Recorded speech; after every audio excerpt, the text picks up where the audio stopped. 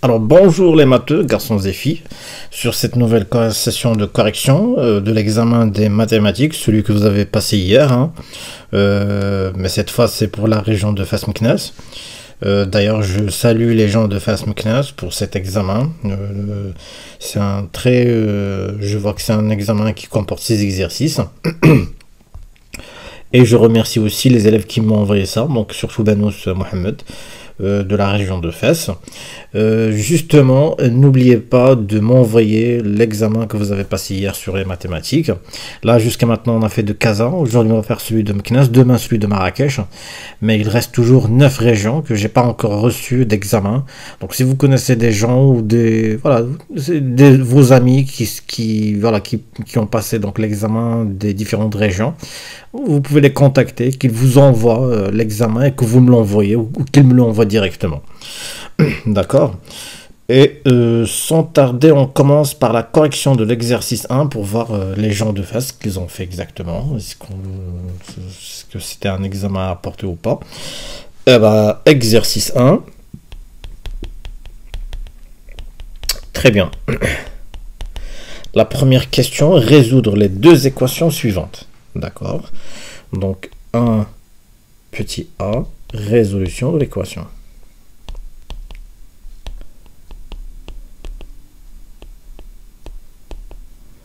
Alors, l'équation s'écrit comment? C'est 2x plus 1 est égal à moins 3. D'accord. Bah, je vais la noter 1.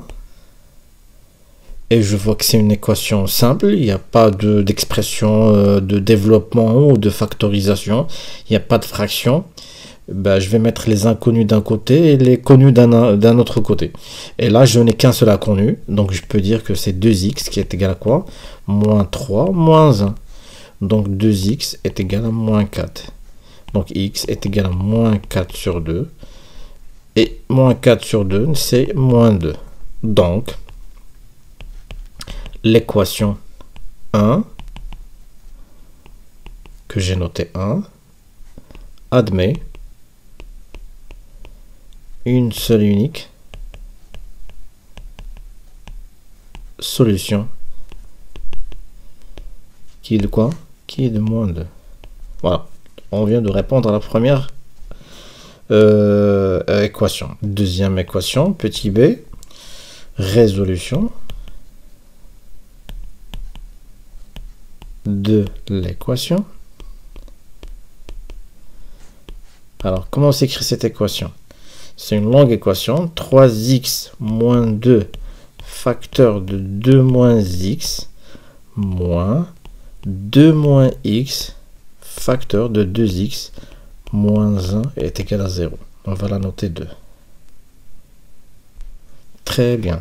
Donc 3x moins 2 facteur de 2 moins x moins 2 moins x facteur de 2x moins 1. Très bien. Et ça, on l'a vu dans le cours. Qu'est-ce qu'on a vu? On a vu tous les différents cas de figure que vous pouvez rencontrer concernant les équations de premier degré.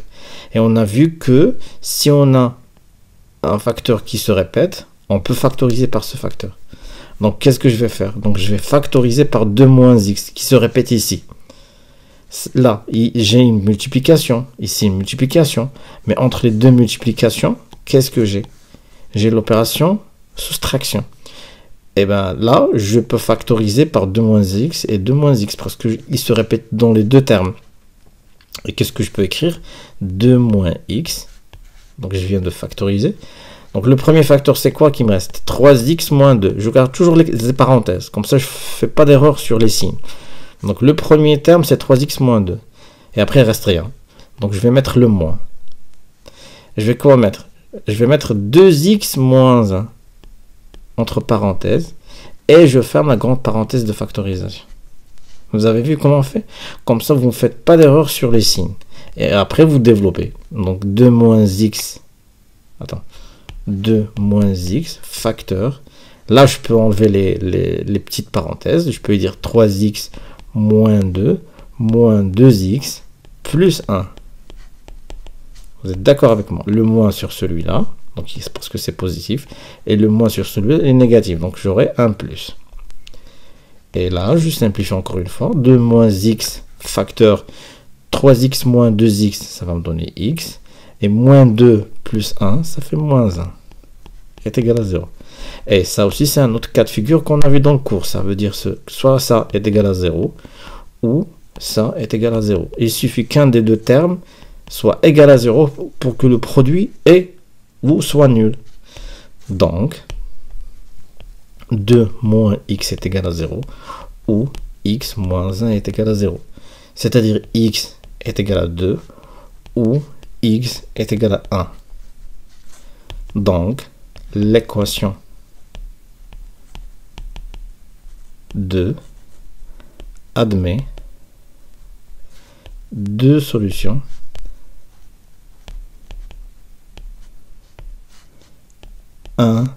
et 2. Voilà, on vient de répondre à la première question. Donc, deuxième question, résoudre l'inéquation suivante. Donc, résolution de l'inéquation 3 facteur de x moins 2 moins x plus 3 strictement inférieur à 1. On va la noter 3. Donc 3 facteur de x moins 2 moins x plus 3 strictement inférieur à 1. Très bien. Ah ben alors là, qu'est-ce que je peux dire? Je ne peux pas factoriser parce que j'ai pas un facteur en commun entre le premier produit et cette expression. Donc il me reste que de développer et de mettre les inconnus d'un côté et les connus d'un autre côté, tout simplement. Donc c'est 3x moins 6 moins x plus 3, strictement inférieur à 1. Donc 3x moins 6 moins x plus 3. 3x moins x, ça va me donner 2x. Et moins 6 plus 3, ça va me donner moins 3, strictement inférieur à 1. Donc 2x strictement inférieur à 1 plus 3. Donc 2x strictement inférieur à 4. X strictement inférieur à 4 sur 2. Donc x strictement inférieur à 2. Donc, tous les nombres réels strictement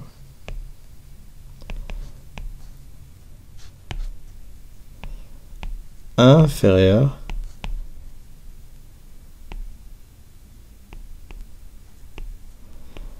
à 2 sont solution de cette inéquation.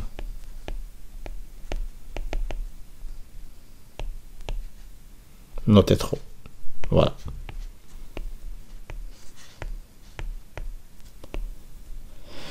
Voilà, donc l'inéquation qu'on vient de résoudre. On passe à la question numéro 3. Résoudre le système suivant. D'accord. Résolution du système. Le système, il m'apparaît un peu simple parce que la première équation, le premier inconnu, le deuxième inconnu, il n'y a pas de facteur dessus. C'est multiplié par 1 et y est multiplié aussi par plus 1. X plus y est égal à 30 et 3x plus 4y est égal à 100. Ça, c'est mon système. Je vais le noter S. Alors là, je sais qu'il y a des méthodologies. Donc la méthodologie graphique, on ne va pas l'utiliser. Donc la méthodologie algébrique, il y a la combinaison linéaire et il y a la substitution. Par contre, ici, je peux faire la substitution. Pourquoi? Parce que j'ai un x multiplié par 1 et un y qui est multiplié par 1. Donc je peux facilement écrire que x est égal à 30 moins y. Et je substitue dans la deuxième équation. Et bien c'est ce qu'on va faire. Donc, méthode choisie.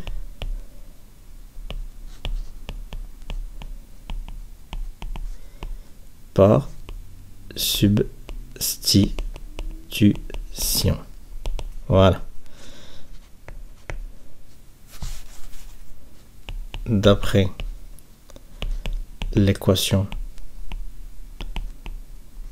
1, qu'est-ce qu'on peut écrire? X plus y est égal à 30. Donc, x est égal à 30 moins y. On va la nommer équation numéro 3.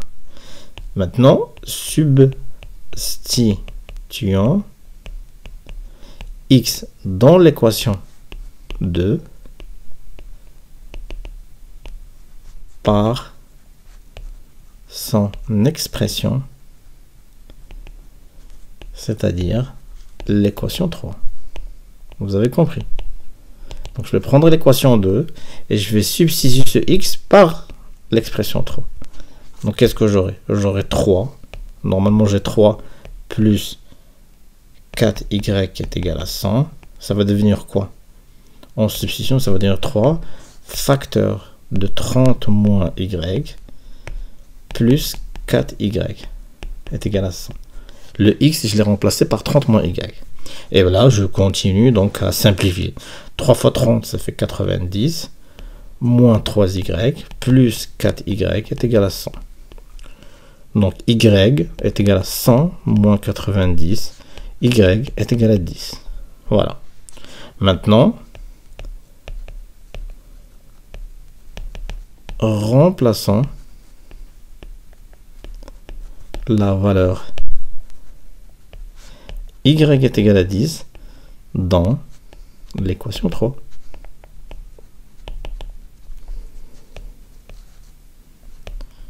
Ainsi, x est égal à quoi? 30 moins y, puisque y est égal à 10, donc c'est 30 moins 10. Donc x est égal à 20.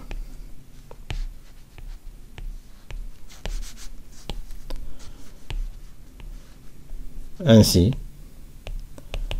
le système S admet une seule unique solution, le couple quoi? 20, 10. Voilà, vous venez de répondre à votre question. Si vous avez mis 20, 10, bah c'est bon, félicitations. Quatrième question, ou plutôt le problème. Cet exercice, c'est facile pour chauffer un peu le moteur. Donc le problème, qu'est-ce qu'il dit? Un enseignant de mathématiques a acheté 30 livres de 2 types différents. Bravo. Le prix d'un livre du premier type est de 15 dirhams. D'accord, tandis que le prix d'un livre du deuxième type est de 20 dirhams, sachant que l'enseignant a payé une somme de 500 dirhams. Quel est le nombre de livres achetés de chaque type? Très bien. Ça, c'est un type de problème qu'on a déjà vu. Résolution du problème. C'est simple, on va choisir toujours le même schéma qu'on fait. Première étape, choix des inconnus. Comment on fait ça? On va reprendre la question. La question du problème, c'est elle qui va me dire que tu vas mettre x, c'est ça, et y, c'est ça. Et deuxième étape, qu'est-ce qu'on fait? C'est la mise en système. La mise en système, comment je vous ai montré de faire? Il faut reprendre les phrases du problème. La première phrase va vous donner la première équation et la deuxième, c'est la deuxième équation. Troisième étape, résolution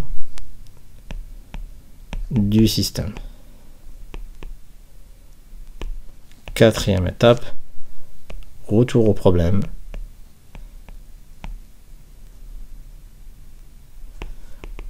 Vérification et réponse aux questions. C'est simple. Donc on va faire la première étape. La question, elle est de quoi? Quel est le nombre de livres achetés de chaque type? Je vais mettre soit x, le nombre de livres du premier type. C'est simple. Et soit y, le nombre de livres du deuxième type.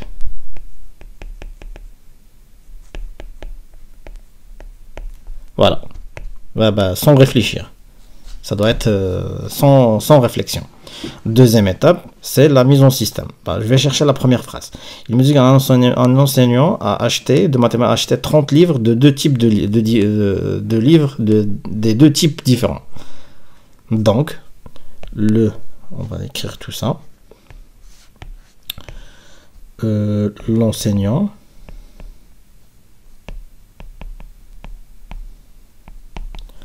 a acheté en total 30 livres des deux types. Et ça veut dire quoi? Ça veut dire que le nombre de livres de type 1 plus le nombre de livres de type 2 est égal à 30. Voilà ma première équation. Basta. C'est aussi simple que ça. Et la deuxième phrase, le prix d'un livre du premier type est de 15 et le deuxième, tandis que le deuxième est de 20 dirhams, sachant qu'on a payé une somme de 500 dirhams. Voilà. L'enseignant, on va reprendre la deuxième phrase. L'enseignant a acheté les livres on va dire les livres elle a acheté les livres de premier type à 15 dirhams et à 20 dirhams le second type.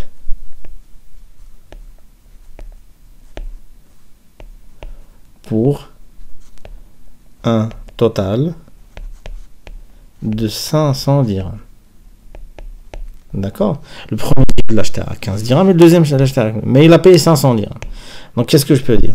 Je peux dire que 15 fois le nombre du premier type plus 20 fois le deuxième type est égal à 500 dirhams. Vous avez vu? Et là, qu'est-ce que je vois? Je peux simplifier parce que 10 et plutôt 15, 20 et 500, ils ont un facteur en commun qui est 5. Donc si je divise ça par 5, et je divise ça par 5, je divise ça par 5, qu'est-ce que j'aurai? Ben, j'aurai 3x plus 4x est égal à 100. Et ça, c'est la deuxième équation. Donc, le système est x plus y est égal à 30, 3x plus 4y est égal à 100. Et ça, c'est le système qu'ils m'ont donné dans la question précédente. Ce qui nous amène à la troisième étape, qui est la résolution. D'après la question 3, on a le système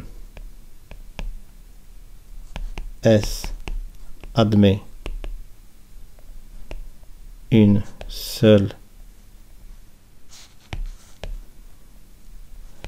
unique solution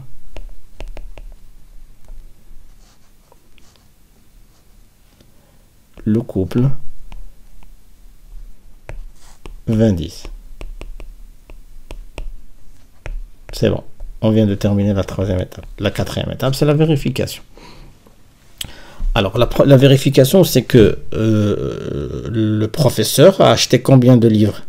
Il a acheté 30, c'est-à-dire le premier type plus le deuxième type, le nombre du premier type plus le nombre du deuxième type, ça devrait donner 30. Ben, 20 plus 10, c'est combien? Ben, c'est 30, donc c'est vérifié. Et quoi? Il a acheté il a acheté 20 à 15 dirhams, on va dire. Il a acheté 20 livres à 15 dirhams. Il a acheté 10 livres à 20. C'est ça? Il l'a acheté exactement. C'est 15 dirhams et 20 dirhams. À 20. Et bien, tout ça, ça donne combien? Normalement, tout ça, ça doit me donner combien? Ça va me donner 500. Donc, 20 fois 15, ça fait combien? Ça fait 300. Et 10 fois 20, ça fait 200. Et 300 plus 200, c'est 500. Effectivement, il a payé 500. Donc, la deuxième équation est vérifiée. Ainsi, maintenant je réponds aux questions du problème. Ainsi, le nombre de livres de type 1 acheté par notre cher professeur enseignant, cher enseignant de maths et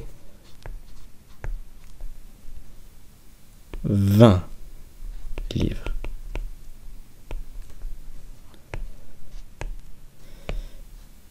Et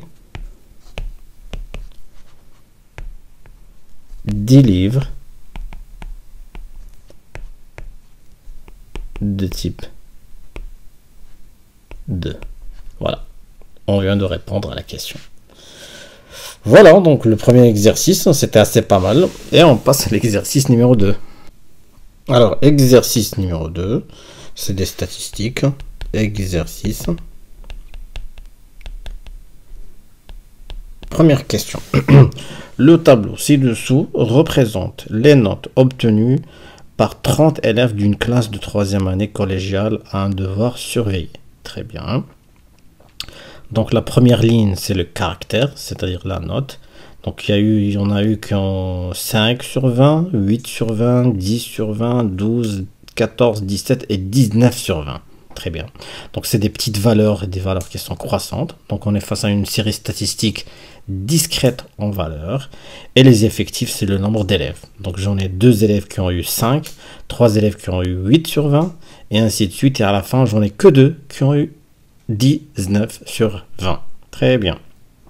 Maintenant, j'ai compris mon tableau. Je passe à la première question. Déterminer le mode de cette série statistique. Ça, on l'a vu pas mal de fois. Donc, il n'y a pas d'excuse de perdre ces 2 points. Déterminant.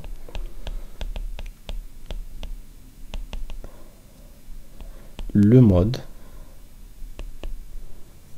de cette série statistique.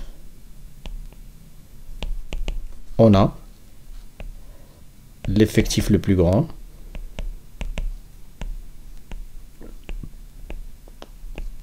et c'est quoi? C'est 8. D'accord? Et la valeur du caractère qui correspond à cet effectif qui est de 8. Et quelle est la valeur de ce caractère? Et 10. Donc, le mode de cette série statistique est 10. Voilà. Ni moins ni plus. Ça ne demande ni réflexion, ni calcul, ni rien. Compléter ce tableau par, donc la deuxième question, compléter ce tableau par les effectifs cumulés. D'accord. Sans calculer la médiane. Parce que troisième question, c'est calculer la moyenne arithmétique. Donc on calcule l'effectif cumulé juste comme ça, sans calculer la médiane. D'accord. Voilà, d'accord. Oui. Donc c'est facile. Complétons le tableau. Quel est l'intérêt de calculer l'effectif cumulé sans calculer la médiane? Je ne sais pas. Donc complétons le tableau. On a le caractère. Et on a l'effectif. Et il demande l'effectif total. L'effectif cumulé, pardon. Donc j'ai 5, 8, 10, 12, 14, 17 et 19.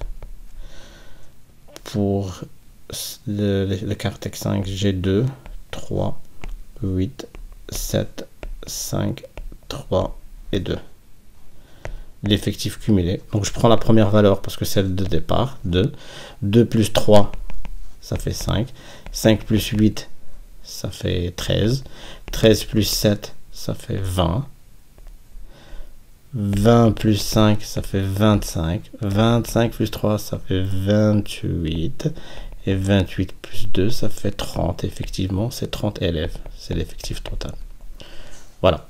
Donc, l'effectif cumulé. Et on passe à la troisième question sans calculer la médiane. Bon. Calculer la moyenne arithmétique de cette série statistique. Calculons la moyenne.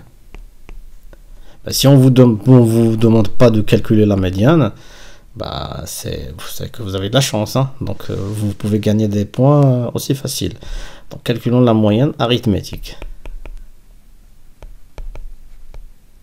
Qu'est-ce qu'on a vu? Donc la moyenne arithmétique, c'est quoi? C'est la somme du produit de l'effectif fois le caractère sur l'effectif total. Ça, on l'a vu pas mal de fois. Donc c'est 5 fois 2, plus 8 fois 3, plus 10 fois 8, plus 12 fois 7, voilà, et sur l'effectif total. Donc c'est 5 fois 2, plus 8 fois 3, plus 10 fois 8, plus 12 fois 7, plus 14 fois 5, plus 13 fois 3, plus 19 fois 2, sur l'effectif total qui est de 30. Eh ben dis donc.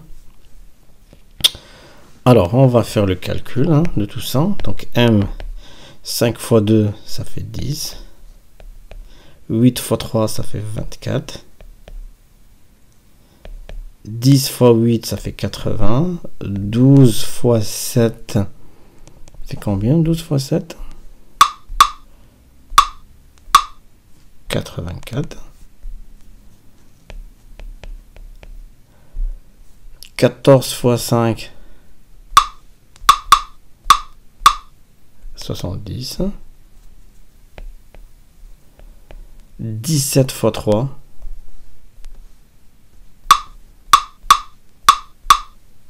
51. Et 19 fois 2,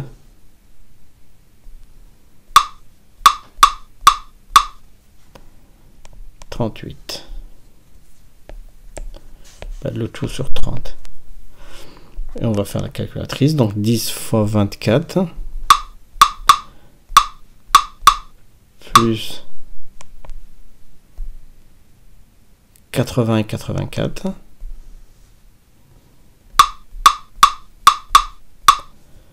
plus 70 et 51 plus 38 divisé par 30. C'est 11,9. Donc la médiane est 11,9. Voilà. Donc la moyenne arithmétique, pardon, c'est pas la médiane. Donc si on suppose que tous les élèves ont eu la même note, quelle est cette note qu'ils pourraient ou qu'ils pourront avoir? Cette note c'est 11,9. Voilà. C'est ça la moyenne arithmétique. Très bien, voilà pour le deuxième exercice, c'était assez rapide. Et on passe à l'exercice numéro 3. Alors, exercice numéro 3.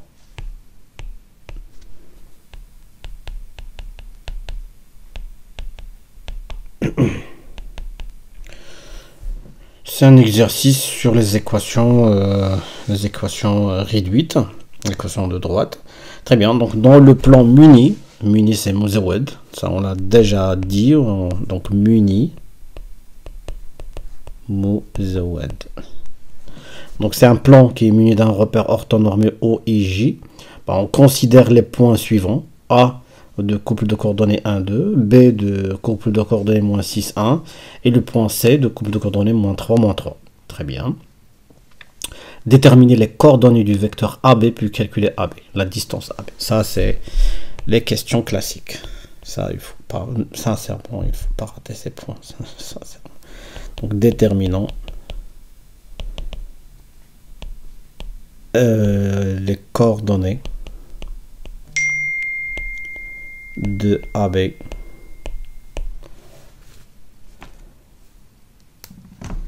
Alors, le vecteur AB, c'est quoi la règle? C'est XB moins XA.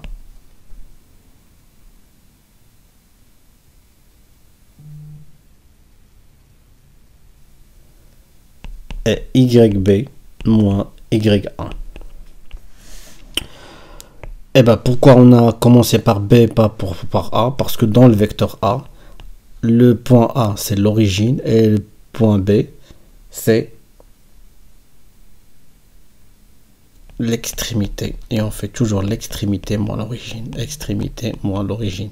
Ça je vous l'ai montré pas mal de fois.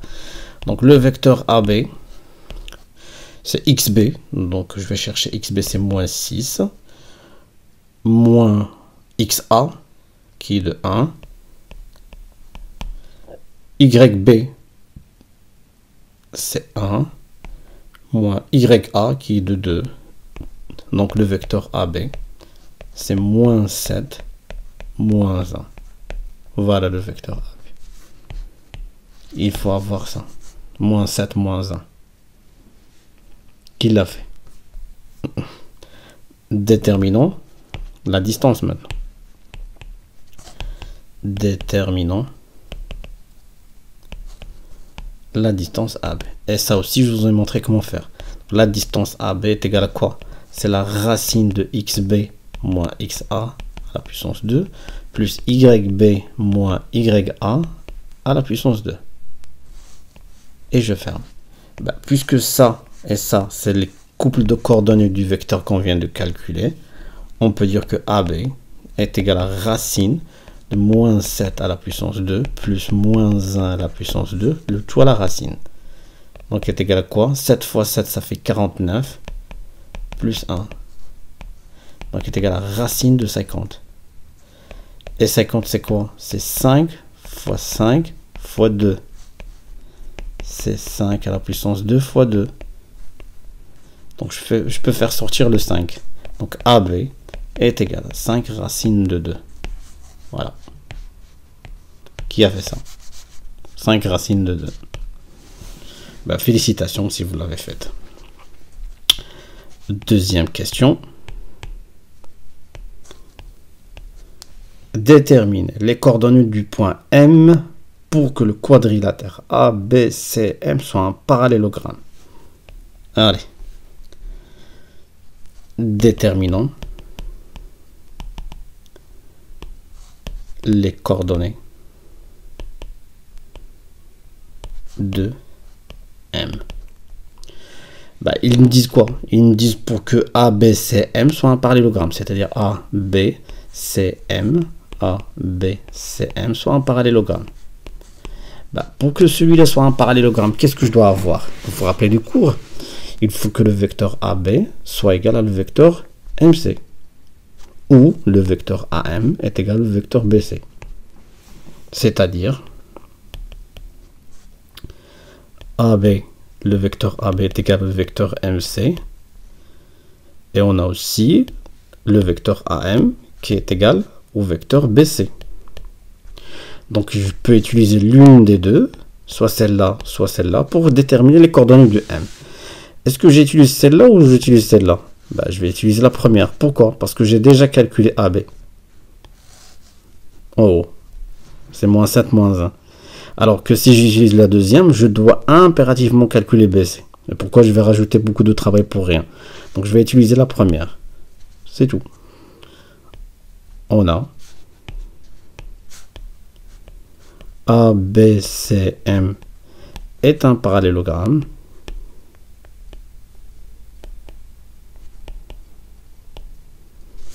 Donc, le vecteur AB est égal au vecteur MC. AB, je l'ai déjà calculé. C'est quoi? C'est moins 7, moins 1. Je le garde de côté. Maintenant, j'attaque MC, le vecteur MC. Et le vecteur MC, c'est quoi? C'est X, C moins XM, Y, C moins YM. D'accord? Pourquoi? Parce que M, c'est l'origine, SC c'est l'extrémité, et toujours l'extrémité moins l'origine, l'extrémité moins l'origine. Ah, ça c'est... on l'a compris, pas la peine de le répéter à chaque fois. Donc M c'est égal à quoi? XC, XC je l'ai, c'est moins 3. XM je ne l'ai pas, c'est ce que je cherche, moins XM, je le garde. YC je l'ai, c'est moins 3. Moins YM, je ne l'ai pas parce que c'est ce que je cherche. Mais dire que M, le vecteur AB est égal au vecteur MC, c'est dire que le couple de coordonnées du premier vecteur doit être égal aux coordonnées du deuxième vecteur. Donc, moins 3 moins XM est égal à moins 7. Et moins 3 moins YM est égal à moins 1. C'est tout. Et bien ça, qu'est-ce que je peux dire de ça? C'est-à-dire 3 plus XM est égal à 7. 3 plus YM est égal à 1. J'ai multiplié par moins 1 des deux côtés pour éliminer les moins. Soit XM est égal à quoi? 7 moins 3 est égal à 4. Et YM est égal à 1 moins 3 moins 2. D'où le couple de coordonnées du point M est 4 moins 2. Qui a fait ça? M c'est 4 moins 2. D'accord? Et on passe à la question B. Très bien. Petit b. Détermine les coordonnées du point N, centre du parallélogramme ABCM. Très malin cette question. Déterminons les coordonnées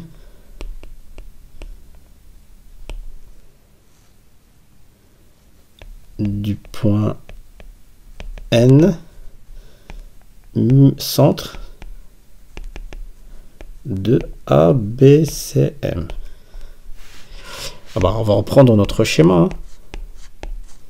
Toujours il faut faire ça. Ils m'ont dit que ABCM est un parallélogramme. D'accord, ça on l'a compris.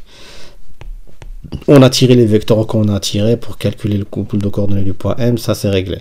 Maintenant ils me disent de calculer les coordonnées du point N, centre du C, c'est-à-dire l'intersection des deux diagonaux. Et dire l'intersection des deux diagonaux, ça veut dire que le point N est milieu du segment AC et milieu du segment BM.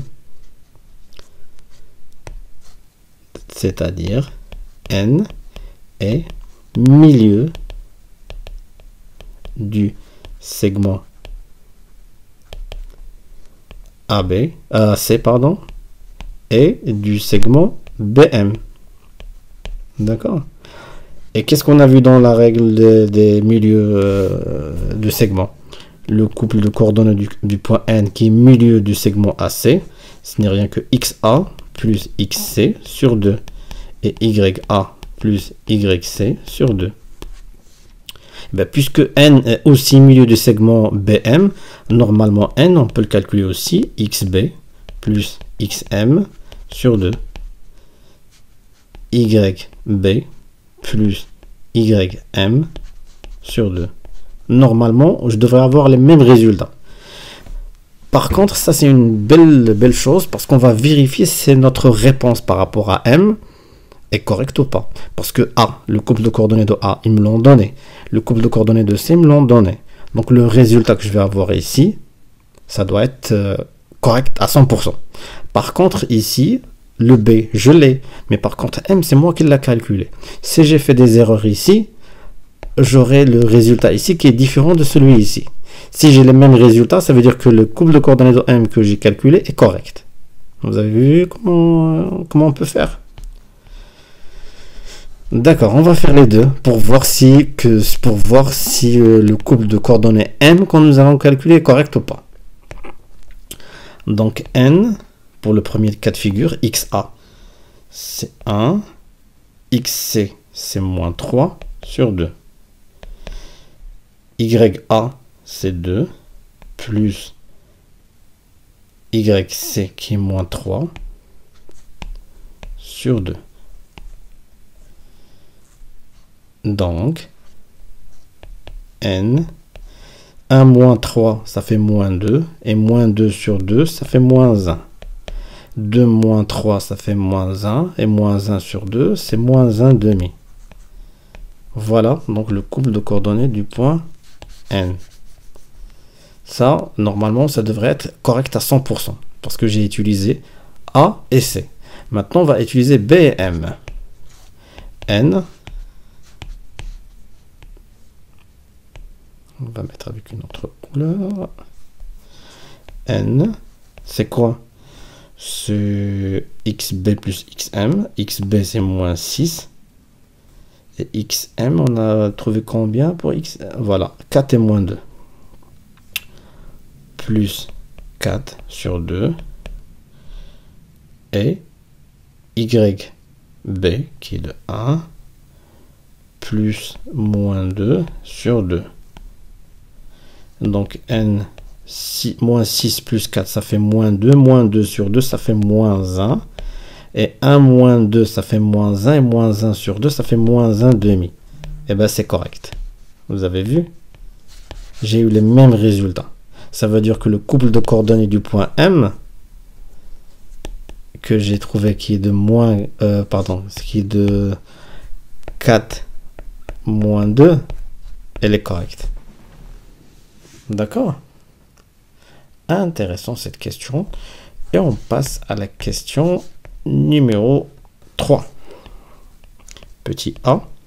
Montrer que l'équation réduite de la droite AB et Y est égale à 1 sur 7x plus 11 sur 7. Très bien. Montrons que l'équation réduite de la droite AB s'écrit Y est égal à 1 sur 7x plus 11 sur 7. Ah, plus, non, c'est pas 11, c'est 13. 13 sur 7. Ouais. D'accord, des fractions. Bon, d'accord, on suppose, c'est toujours le cours, hein, ce que je vous ai montré à chaque fois. On suppose que y est égal à mx plus p, équation réduite de la droite AB avec m et p, deux nombres réels à déterminer.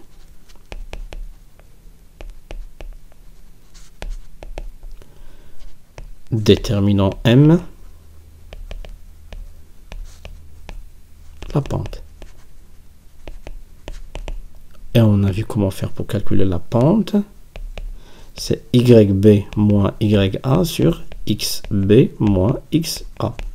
Et on peut même inverser, c'est-à-dire ya moins yb sur xa moins xb. C'est toujours le même résultat. C'est ce qu'on appelle la pente. Donc m est égal. Yb c'est 1, ya moins 2, xb c'est moins 6, xa c'est 1, donc moins 1, est égal. 1 moins 2, ça fait moins 1, moins 6 moins 1, ça fait moins 7, est égal à 1 sur 7. Donc, la droite AB peut s'écrire 1 sur 7x, je viens de remplacer m, plus p. Donc, je dois toujours chercher le p. Maintenant,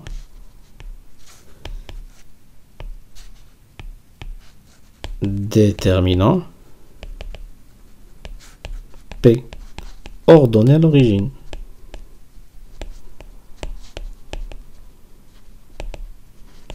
C'est simple. Et bien, qu'est-ce que je peux dire? J'ai A, c'est un point qui appartient à AB, et j'ai B qui appartient à AB. C'est-à-dire quoi? C'est-à-dire que les coordonnées de A vérifient l'équation 1. Et je peux écrire que YA est égal à 1 sur 7x, YA est égal à 1 sur 7xa plus P, et YB, ça je rajoute pour vous montrer, hein, une seule solution, c'est suffisant. XB plus P. Normalement, je devrais avoir les mêmes résultats. On va continuer avec du noir. Hein. YA, c'est 1. est égal à 1 sur 7 fois XA. Non, c'est 2. Pardon. YA, c'est 2. XA, c'est 1, donc j'aurai 1 sur 7 plus P. Donc le P est égal à 2 moins 1 sur 7 est égal à quoi? 14 moins 1 sur 7 pour réduire au même dénominateur. Et P est égal à 13 sur 7. Est-ce que je vais obtenir la même chose avec le point B? On va vérifier. YB, c'est 1.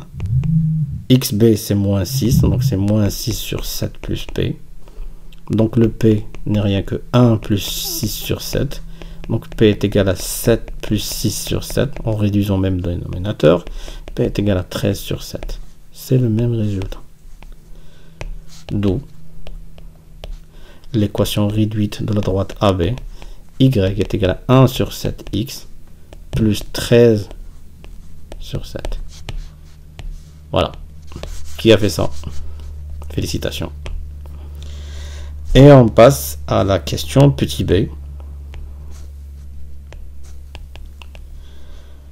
Déterminer l'équation réduite de la droite D passant par C est perpendiculaire à AB. Voilà. Déterminons l'équation réduite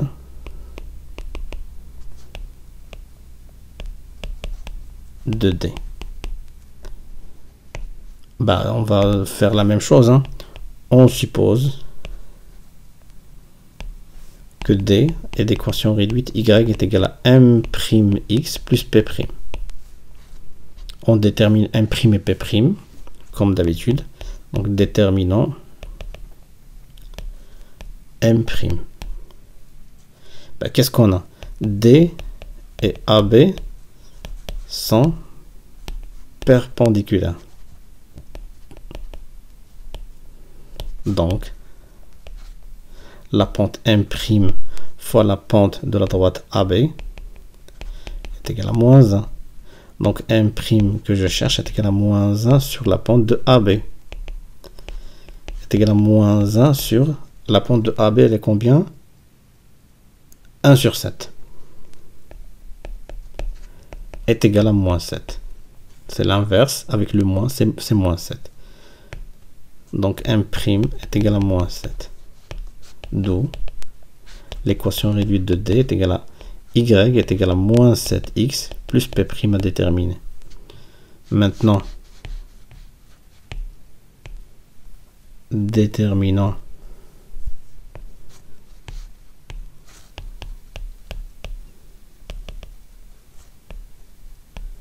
P'.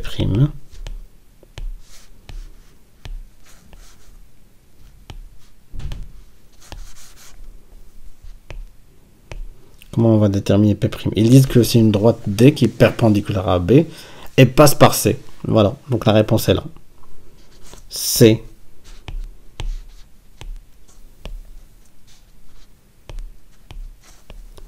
appartient à la droite D. Donc, YC est égal à moins 7XC plus P'. Donc, je remplace les coordonnées de C dans l'équation que je viens de déterminer. Pourquoi je remplace? Parce que le coordonnée du point C vérifie l'équation réduite de D, tout simplement. Et YC, c'est combien? C'est moins 3, est égal à moins 7 fois moins 3, plus P'. C'est moins 3, 21, plus P'. Donc P' est égal à moins 3, moins 21, est égal à moins 24. Oui. Moins 7 fois moins 3, c'est 21. Moins 3, moins 21, c'est moins 24. Donc, la droite D d'équation réduite Y est égale à moins 7x moins 24. Oui. C'est ça. Qui a fait ça? Eh bien, félicitations. Félicitations, et mon équation elle est correcte. Parce que si je remplace ici par moins 3, Bon, 3 fois moins 7, ça fait 21. 21 moins 24, ça fait moins 3. Donc, elle est correcte. Et on passe à la dernière question, petit c. Déterminer l'équation réduite de la droite D' passant par O et parallèle à D. D'accord. Déterminant l'équation de D'. D'accord. On a D', qu'est-ce que vous remarquez?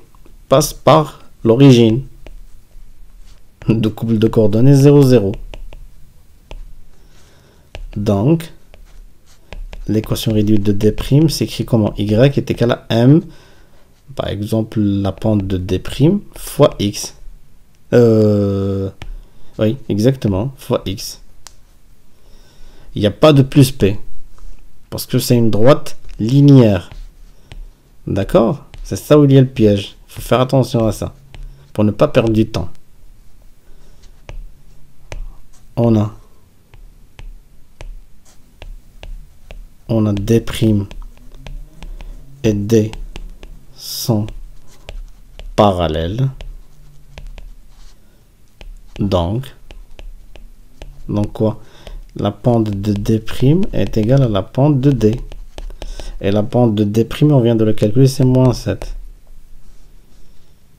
Donc, l'équation réduite de D' est égale à moins... Y est égal à moins 7x. C'est tout. Pas de P. Tout simplement. Parce qu'elle passe par l'origine. D'accord? C'est une droite linéaire. Et ben, si vous avez fait ça, eh ben, félicitations. Vous avez gagné vos points pour cet exercice.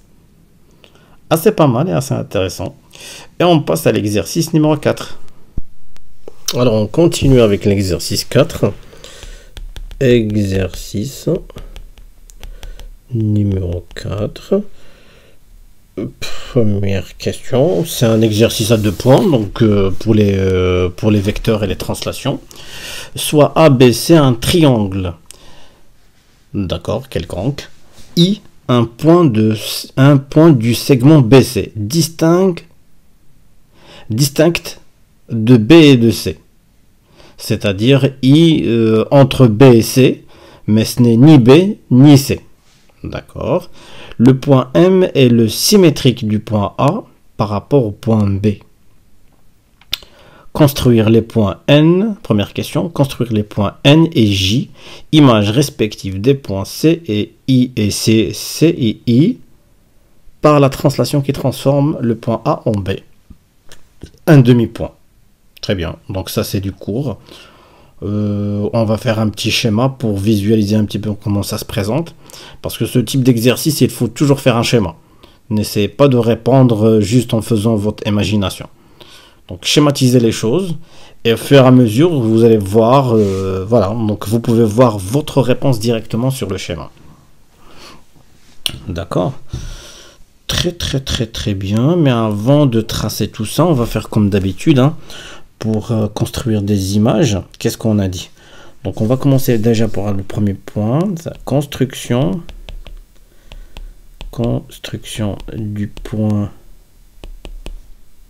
N, image du point C par la translation de vecteur AB.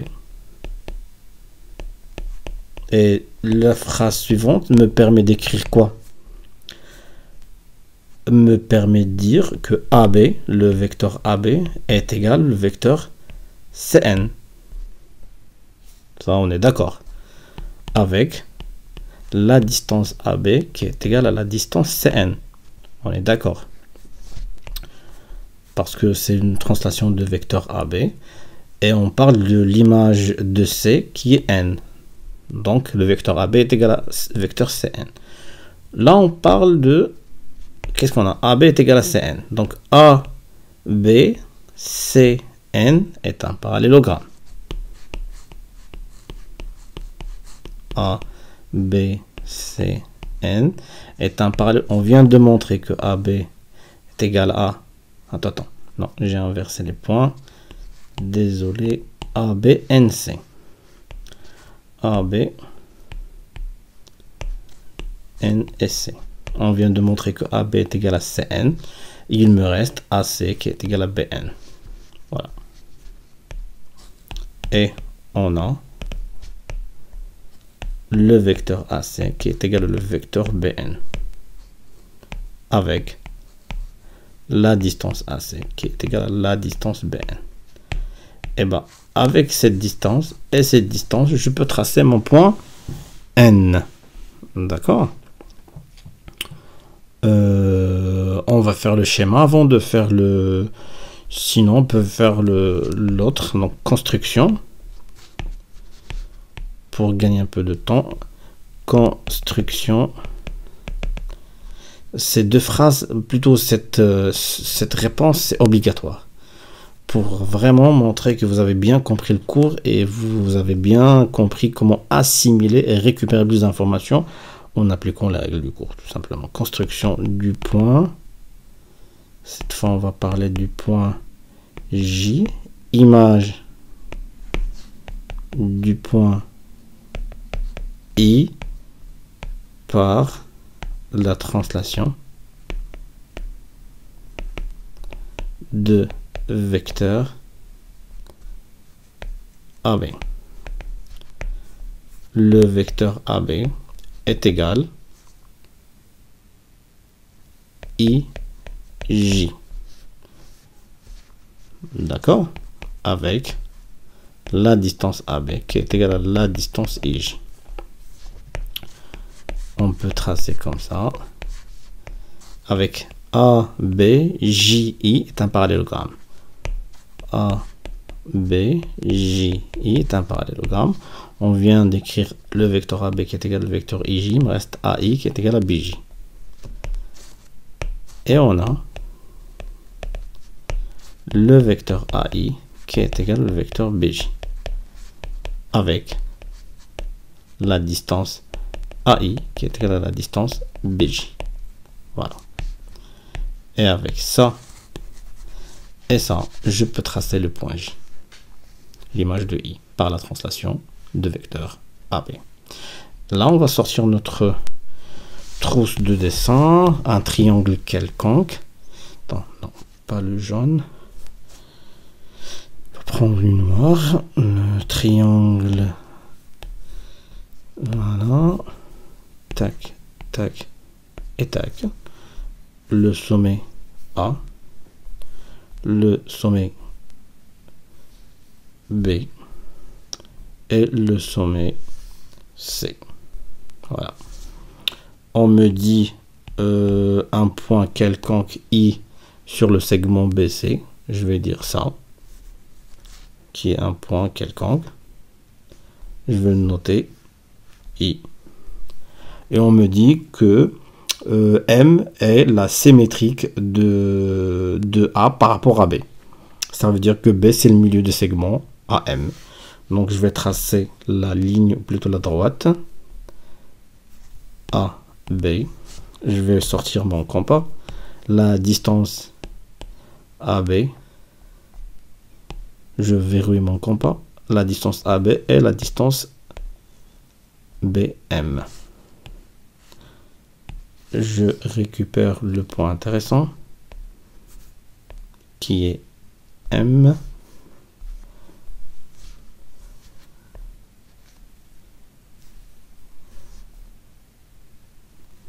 Attends. Tac, tac, tac. Non, pas la ligne.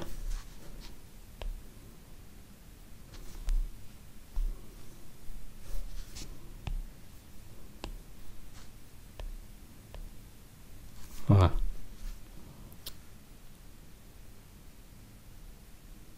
M. Très bien. J'enlève la ligne et je garde que le segment qui m'intéresse. BM. D'accord. Et ben voilà, c'est ça, hein. On va reprendre. M est le symétrique du point A par rapport à point B. Très bien, c'est correct. Donc B, c'est le milieu du segment AM. Là, on va tracer le point N. On a AB qui est égal à CN.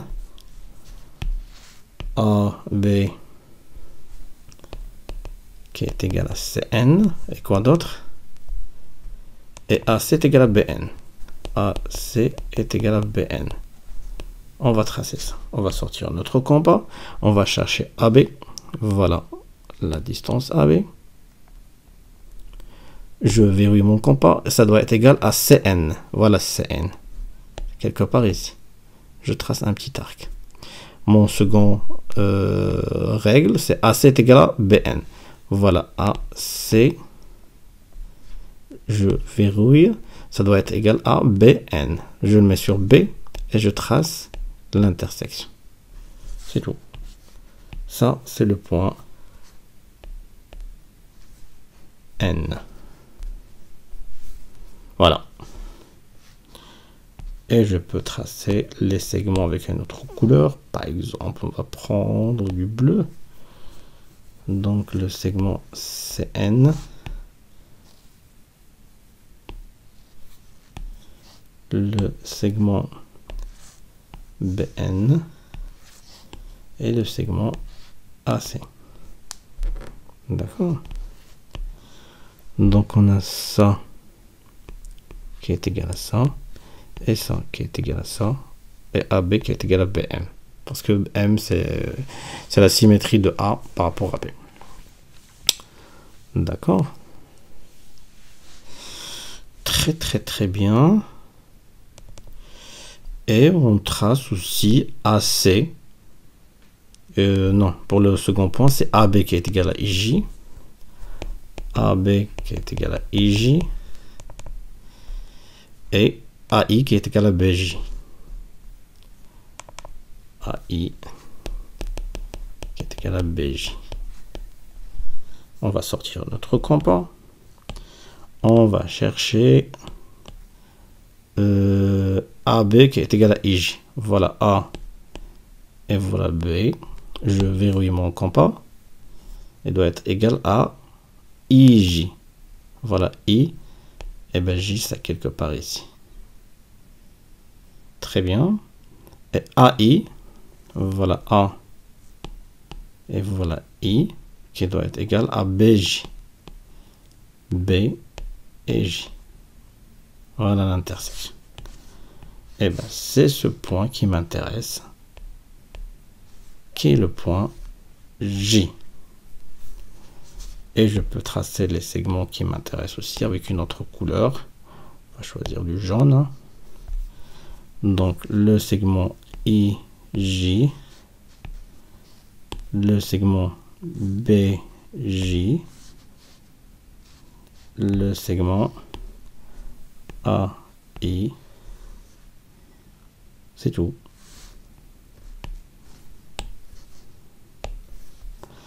Et on a quoi? On a AB qui est égal à IJ. Et on a AI qui est égal à BJ. Parce que c'est un parallélogramme aussi. D'accord.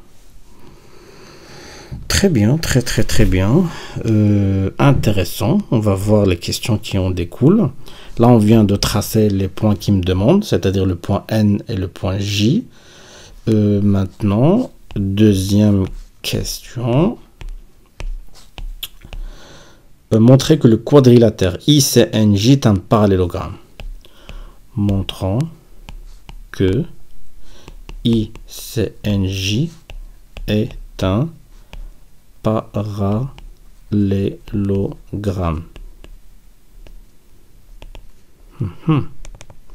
ICNJ.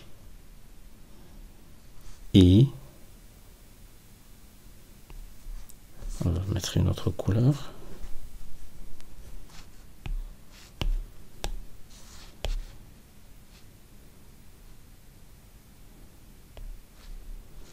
ICNJ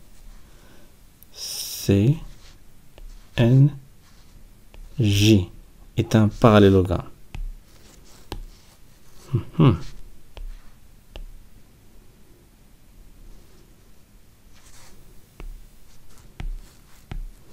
Ça, c'est une autre distance. 1, 2, 3 et 4. 1, 2, 3 et 4. C'est une autre distance. Alors, comment on peut dire que ICNJ est un parallélogramme? Bah, c'est simple. Je vois que la distance AB est égale à la distance IJ est égale à la distance BM est égale à la distance CN. Bah, du premier parallélogramme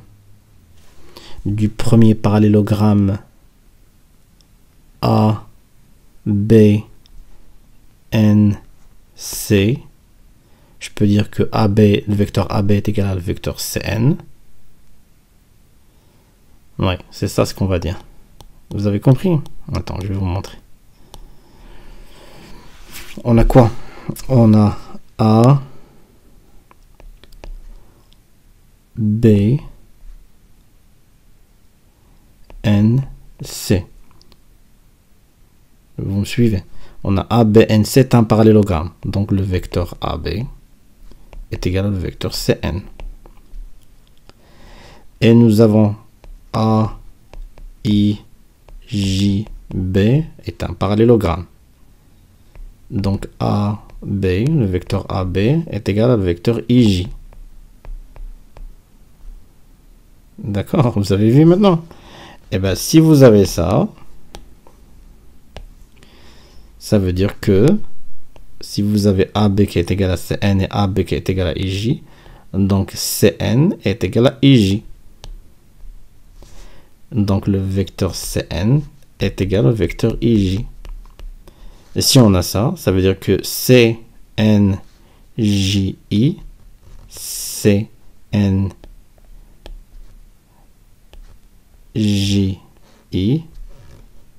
est un parallélogramme. C'est ce qu'il me demande.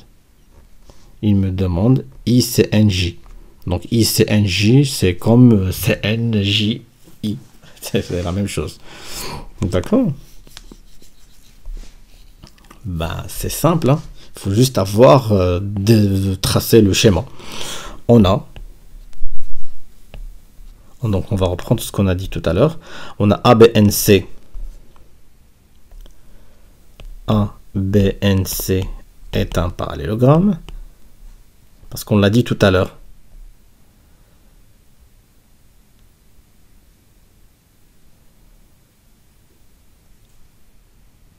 ACNB.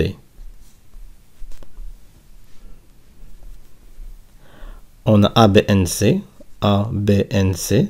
Voilà la rotation de sens, dans ce sens. On a ABNC est un parallélogramme. C'est les déductions des premières questions. Vous avez vu, quand on trace correctement les points, on récupère le maximum d'informations. Les questions qui suivent, c'est facile. Parce que le plus important, vous l'avez dit ici. Et vous l'avez ressorti dans la première question. On a ABN, c'est un parallélogramme. Donc, le vecteur, on a dit le vecteur AB, est égal à quoi? Est égal à CN.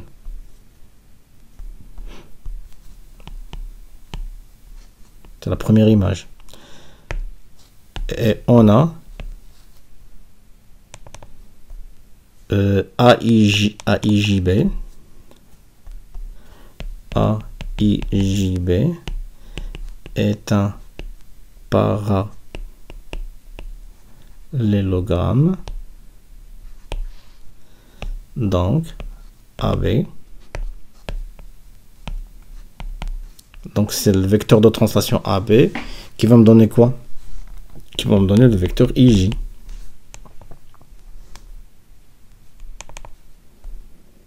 Voilà, IJ. C'est les images de tout à l'heure. D'accord? On conclut que, simple, AB, AB, donc ça est égal à ça. On conclut que le vecteur CN est égal au vecteur IJ. Ainsi,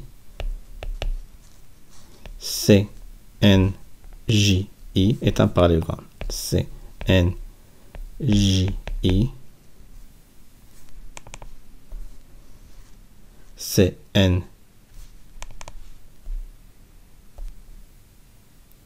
CNJI, CNJI, CNJI est un parallélogramme.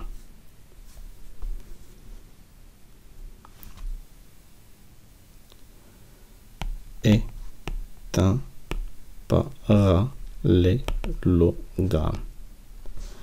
Et CNJI est équivalent à dire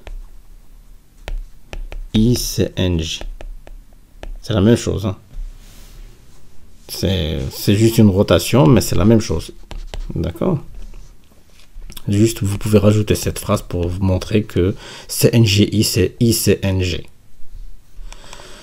Voilà, donc on vient de répondre à la deuxième question. Troisième question. Montrer que le point M est l'image du point B par la translation du vecteur Cn.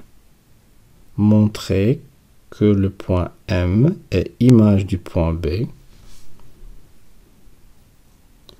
par la translation Cn.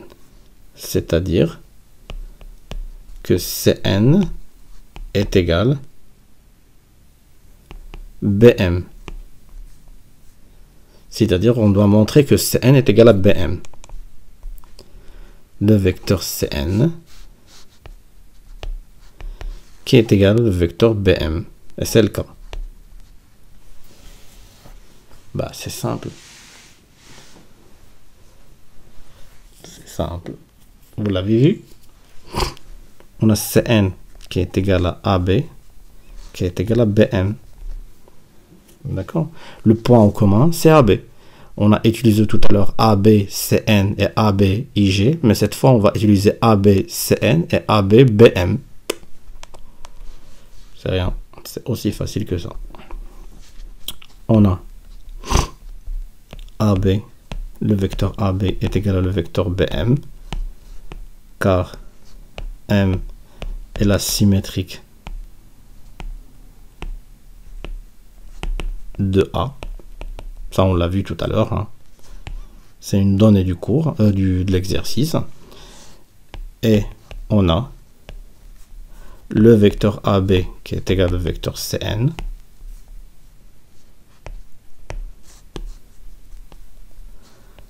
On conclut que Cn est égal à Bm.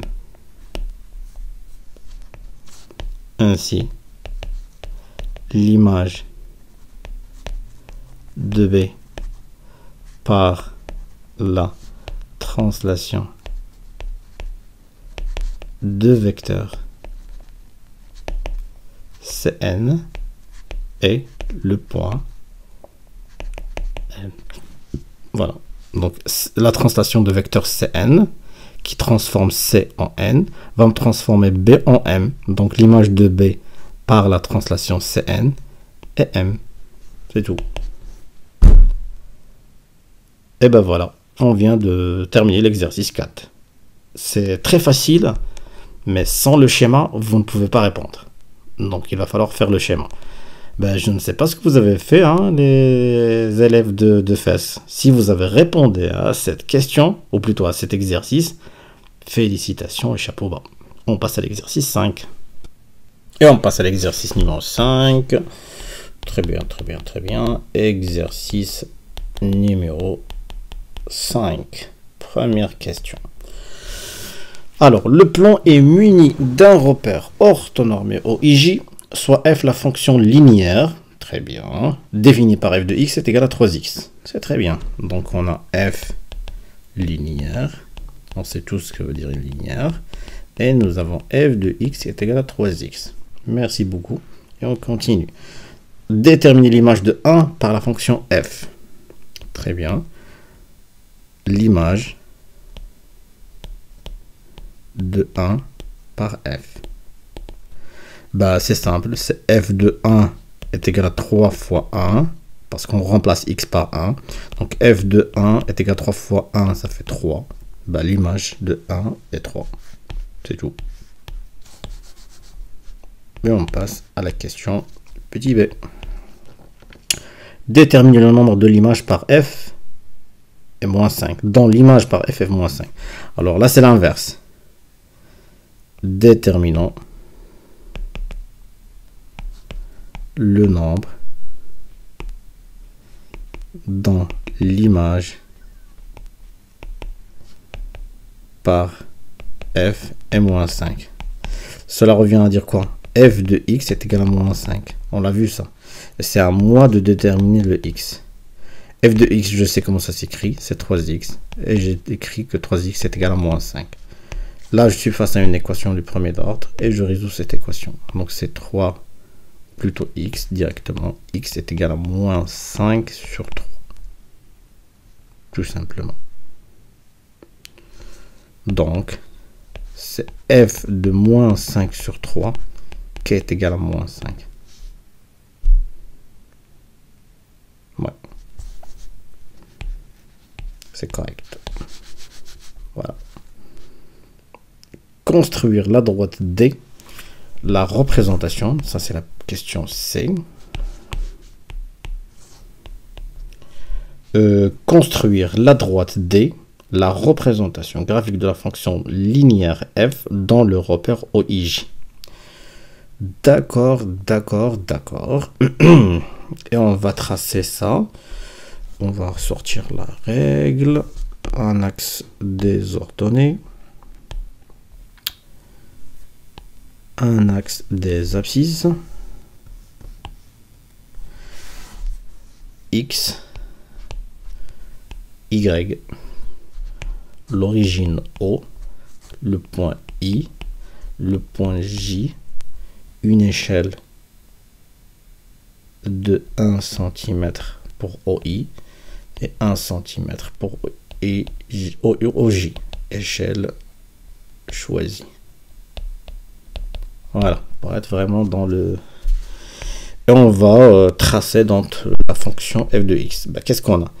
F de x est égal à 3x. Très bien. On a f de 1 est égal à combien? 3. Et on a f de moins 5 sur 3 est égal à moins 5. Et on a f de 0 est égal à 0 parce que c'est une fonction linéaire. Il me suffit un seul point pour le tracer. Ça me permet de dire que la droite D est une droite d'équation réduite y est égal à 3x. Ça me peut dire que ça va passer par le point A de couple de coordonnées 1 et 3. C'est moi qui choisis A, donc vous pouvez mettre ce que vous voulez. Et ça, c'est un autre point, mais c'est pas intéressant parce qu'il y a une fraction. Et ça, c'est l'origine. O, c'est 0, 0. Donc avec ça et avec ça, je peux tracer ça. Donc A, c'est 1, 3. 1 sur l'axe des abscisses et 3 unités sur l'axe des ordonnées. C'est ici mon point A. Donc la droite D, ça va passer par O et par A. Donc c'est à peu près comme ça. Donc tac.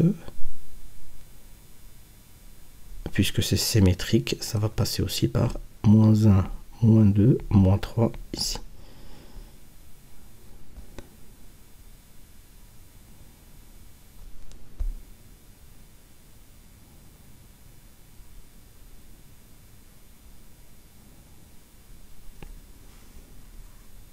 Voilà.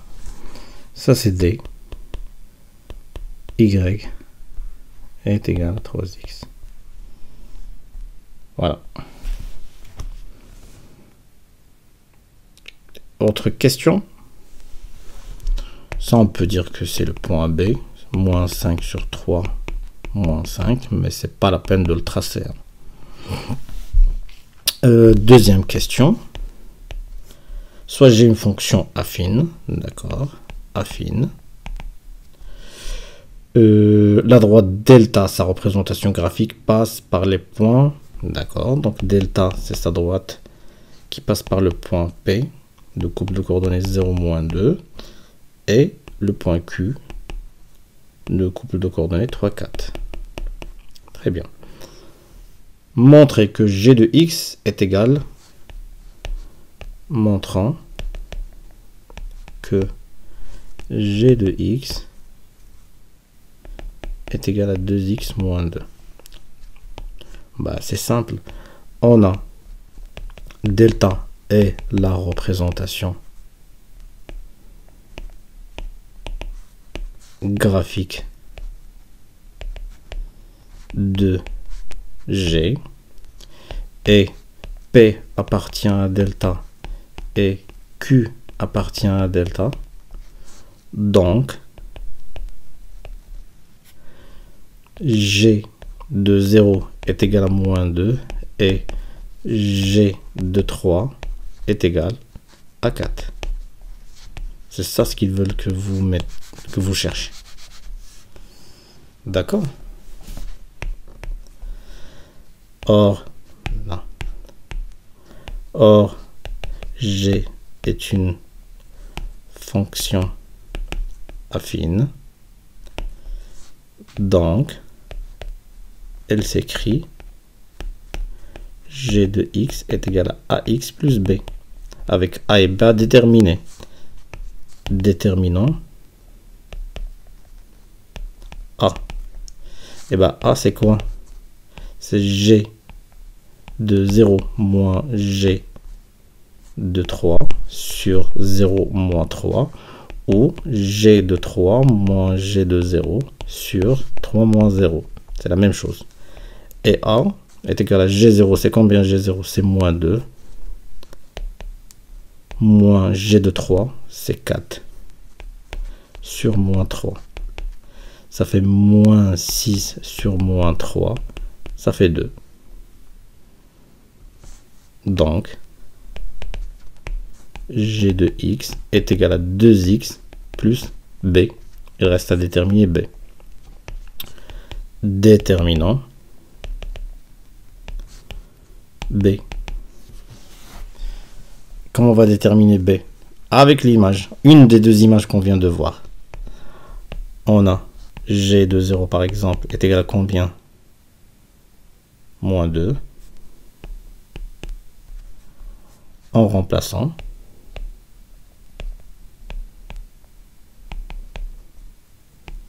dans l'équation 1, qu'est-ce qu'on obtient? G de 0 est égal à 2 fois 0 plus b. Et G0, c'est moins 2, est égal à 0 plus b. Donc b est égal à moins 2. Voilà. Ainsi, G de x est égal à 2x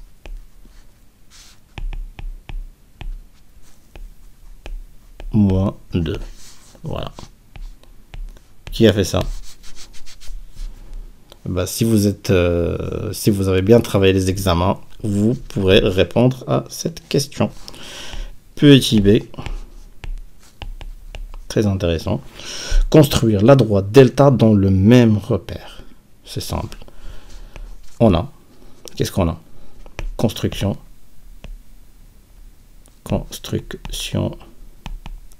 de delta. Bah, G de x est égal à 2x moins 2, ce qui implique que delta est une droite d'équation réduite y est égal à 2x moins 2. On a G de 0 qui est égal à combien? Qui est égal à moins 2. Donc, c'est ce qui est donné. Hein. C'est P, 0, moins 2. Et nous avons Q, G de 3 qui est égal à 4. Ça va me donner Q qui est 3, 4. 3 moins 4 ou 4? Attends, moi j'ai fait 4 ou moins 4? Non, c'est 4. 4, d'accord. Moins 2, moins 4. C'est pas moins 4. C'est très bien. Donc c'est correct. 3, 4. Voilà. Donc j'ai 2 points et j'ai équation réduite. On va tracer P et Q. P et Q. Donc P c'est 0 moins 1. 0 sur l'axe des Y. Et moins 2. Moins 1 et moins 2 ici. C'est ici le point P. Voilà. On va mettre ça. Et Q c'est 3, 4. Donc 1, 2 et 3. Et je vais monter de 4 unités. Donc 1, 2, 3 et 4. C'est ici le point Q. Voilà, donc il y aura une intersection. Avec la droite D, mais ça va couper où exactement, on va voir. Hein. Donc PQ. Ouais. On peut déterminer ça rapidement si vous voulez, si vous permettez. on a quoi? On a 2x moins 2 qui est égal à 3x. Ça, c'est g de x est égal à f de x. Donc, j'aurai quoi? J'aurai 3x moins 2x, ça va faire x, qui est égal à moins 2. Donc, le point qui m'intéresse, c'est x est égal à moins 2, et y, son image, c'est moins 6.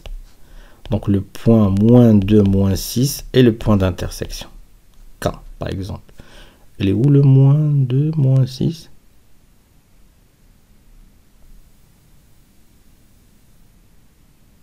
Non. 2x.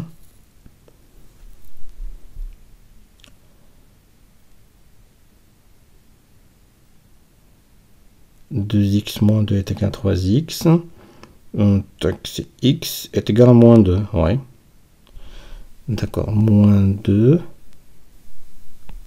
Donc ça ici c'est moins 1 et moins 2 et moins 6. Donc 1, 2, 3, 4, 5 et 6. C'est ici. C'est ici le point K. D'accord. Et je peux tracer la droite avec 3 points, ce qui est plus précis.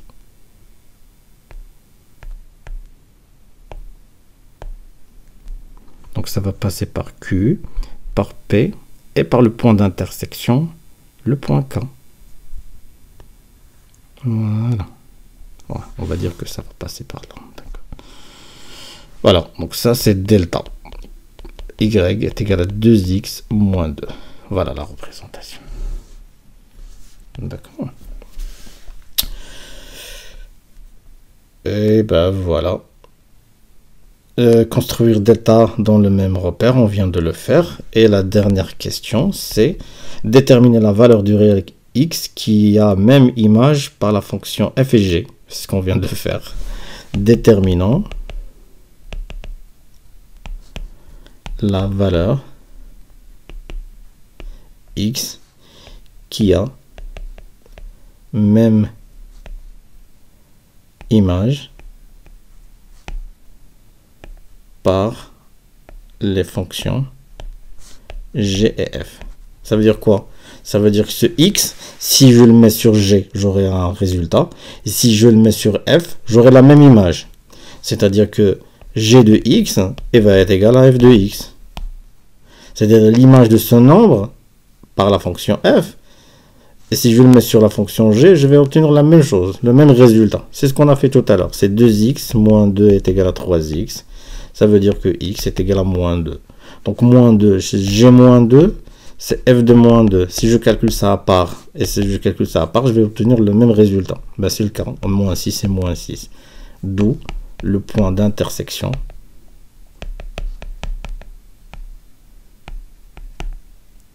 K, moins 2, moins 6, que j'ai calculé explicitement pour avoir une représentation correcte.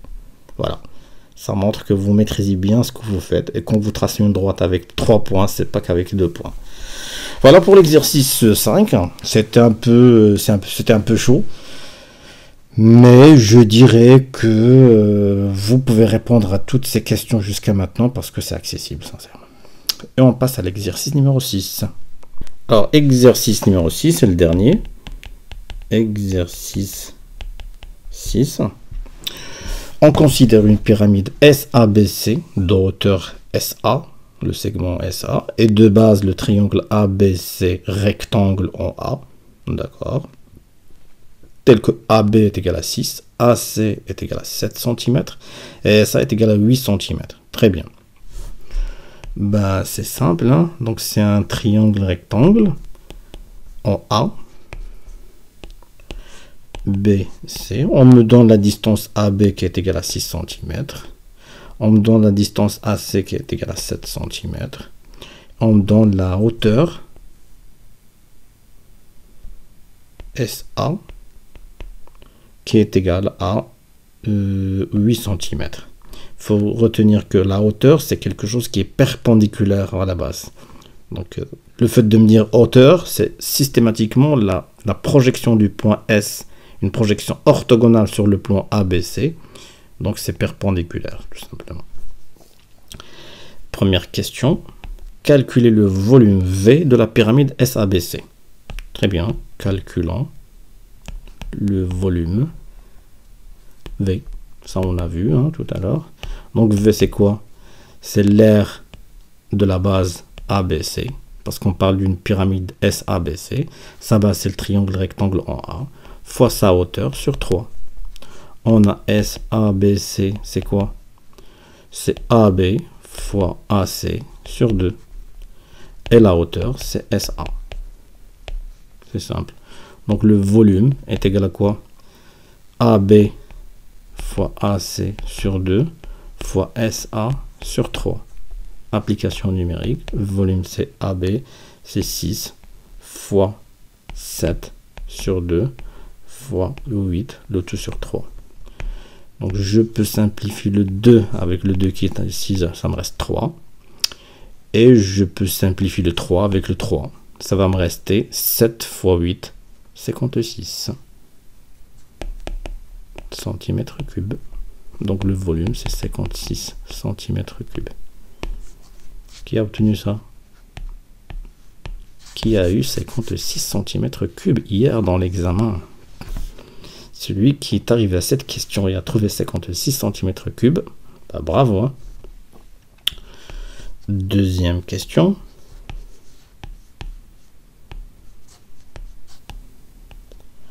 La pyramide S, A', B', C' est une réduction de la pyramide SABC telle que A', B', la distance est égale à 4 cm. D'accord. Déterminer quel est le rapport de cette réduction. Petit a, déterminant le rapport de réduction K. Et bah, qu'est-ce que vous pouvez me dire? On a A', B' est égal à quoi? Coefficient ou le rapport de réduction fois AB. Car A', B' a été réduit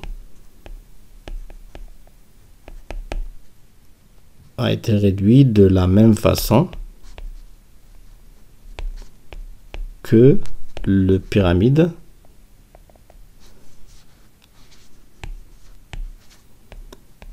AB a été réduite, pour corriger, a été réduite de la même façon que la pyramide SABC. Car AB est un arête de la même pyramide. C'est une arête de la même pyramide. D'accord? C'est juste, toute cette phrase, c'est juste pour dire que puisque j'ai réduit la pyramide SABC et que le segment AB fait partie de cette pyramide, donc la réduction des distances est liée au même rapport de réduction, tout simplement. Et donc le cas, c'est quoi en fin de compte? C'est A', B' sur AB. Ici, il n'y a pas d'exposant ici. C'est 1, parce qu'on parle des distances. D'accord? Donc le cas, A', B', c'est 4 cm. Et AB, c'est 6 cm. Et ça, c'est 2 fois 2 sur 2 fois 3. Donc c'est 2 sur 3, le rapport des réductions. Qui a trouvé ça?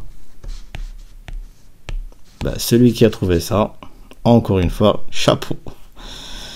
Et ben, on continue. Petit b. Et la dernière question.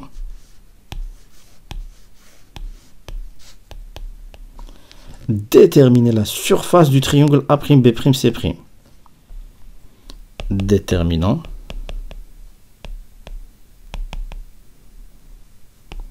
la surface de A', B', C'. Là, encore une fois, la surface, c'est quoi? C'est l'aire.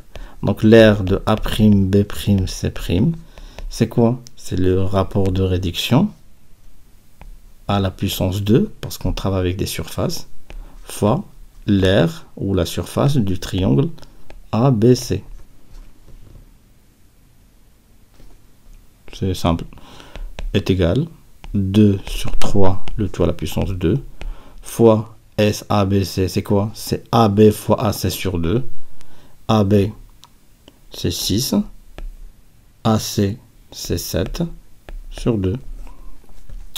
Et tout ça, c'est quoi? C'est 2 fois 2 fois 2 fois 3 fois 7 sur 3 fois 3 fois 2. 3 avec 3, 2 avec 2. Ça me reste combien?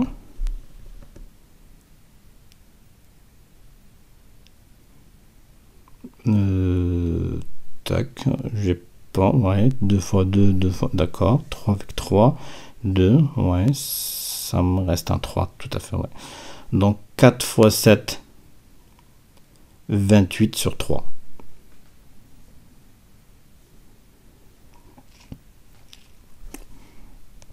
On va calculer ça avec la calculatrice. Donc 4 fois 7 sur 3.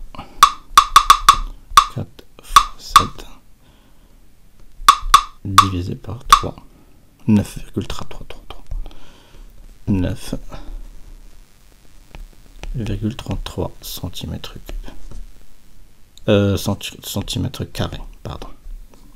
S A', B', C'. Qui a trouvé ça? Et S, j'ai juste pour comparer, hein. SABC, c'est quoi? C'est AB fois AC, c'est-à-dire 6, c'est ça? 6 fois 7 sur 3. 6 fois 7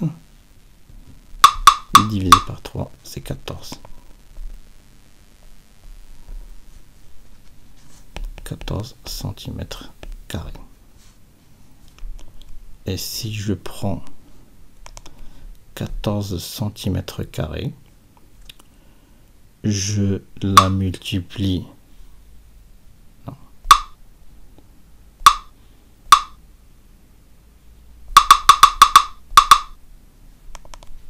Attends.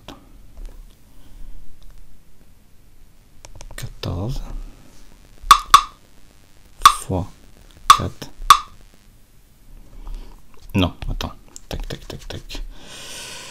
C'est AB fois AC, c'est 6 fois 7 sur 2. C'est 3 fois 7, ça fait 21, pardon.